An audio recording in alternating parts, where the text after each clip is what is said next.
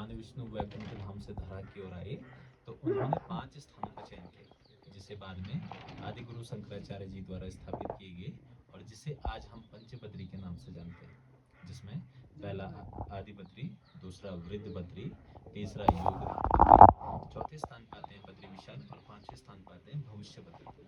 तो इस स्थान को भविष्य बद्री नाम से जानते हैं। भविष्य बद्री मतलब भविष्य में आने वाले बद्रीनाथ जी। तो हमारे सनातन धर्म में जो 4 वेद 18 पुराण है, उसमें एक पुराण आता है स्कंद पुराण। तो स्कंद पुराण के भविष्य केदार खंड में भगवान बद्री विशाल के साथ साथ भविष्य बद्री का जिक्र आता है। वहां पर उल्लेख मिलता है कि जोशी मठ में जो नरसिंह मंदिर है, वहां पर भगवान नरसिंह की एक भुजा, बाईं भुजा धीरे धीरे क्षीण होती जा रही है। तो एक समय ऐसा आएगा कि वह पूरी तरह से खंडित हो जाएगा और बद्री विशाल में 2 पवित्र पर्वत है जिसे नर और नारायण कहते हैं, वह आपस में मिल जाएंगे। उसी को प्रांत कहते हैं कि बद्री विशाल से भगवान नारायण जी अंतर ध्यान होकर इसी स्थान पर अपने संपूर्ण चतुर्भुज रूप में विराजमान होंगे। तो जैसे जैसे बद्री विशाल का समय पूर्ण होते जा रहा है और भविष्य बद्री का समय निकट आते जा रहा है, तो यहाँ पर जो भगवान का विग्रह है, भगवान के विग्रह में धीरे धीरे समय अनुसार परिवर्तन देखने को मिल रहा है और नीचे गर्भ से ऊपर की ओर बढ़ रहे हैं, प्रत्यक्ष हो रहे हैं।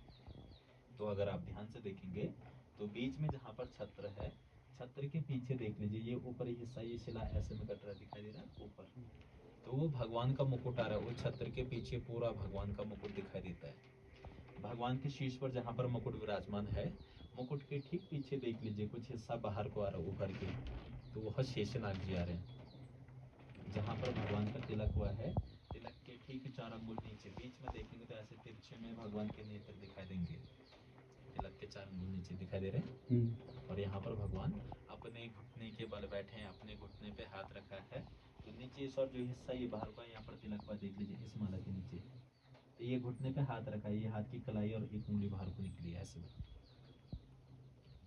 और भगवान के बाएं भाग में ईश्वर माता लक्ष्मी। तो जहाँ पर तिलक हुआ ध्यान से देखे तो तिलक के बाहर एक छोटा सा माता का मुख का स्वरूप उभर के आ रहा है। अगर ध्यान से देखेंगे तो एक तरफा माता का मुख दिखाई देगा, दिखाई दे रहा है। और इस और जहाँ नीचे तिलक हुआ है, तिलक के नीचे गौर से देखने पर आपको गणेश जी दिखाई देंगे। यहाँ पर गणेश जी पद्मासन में विराजमान है और ऊपर छत्र के नीचे जहाँ पर तिलक हुआ वहाँ पर धीरे धीरे आने वाले भविष्य में गरुड़ जी विराजमान होंगे। तो जहाँ पर तिलक हुआ ध्यान से देखिए वही भाग बाहर को आ रहा है उभर के, तो वो गरुड़ जी का शीश वाला भाग उभर के आ रहा है। और यहाँ पर भगवान अपने निज स्थान वैकुंठ धाम क्षीर सागर में विराजमान है। तो भगवान के गर्भ में नीचे जलकुंड है, यहाँ पर 12 महीने जल देखने को मिलता है और जल स्तर बढ़ता घटता रहता है। तो जैसे जैसे नारायण जी का विग्रह बढ़ते जाएगा, वैसे वैसे माता लक्ष्मी, गणेश जी, गरुड़ जी और आने वाले भविष्य में पूरी बद्रीश पंचायत, जिसमें नारद जी, कुबेर जी, उद्धव जी इत्यादि जो भगवान के पार्षद होंगे, वह सभी एक समय पर इसी शिला पर उपस्थित रहेंगे। तो कहते हैं कि आने वाले भविष्य में संसार में एक समय ऐसा भी आने वाला है कि मनुष्यों द्वारा पाप अधर्म इतना बढ़ जाएगा कि संसार में पूजा योग्य कोई स्थान नहीं बचेगा। मतलब धीरे धीरे कलयुग के प्रभाव से मनुष्य अपनी बुद्धि और विवेक को खो देगा और उसी वजह से संसार में दूषित आचरण करते जाएगा और वही दूषित आचरण एक समय पर हमारे सभी पूजनीय स्थानों को भी दूषित कर देगा।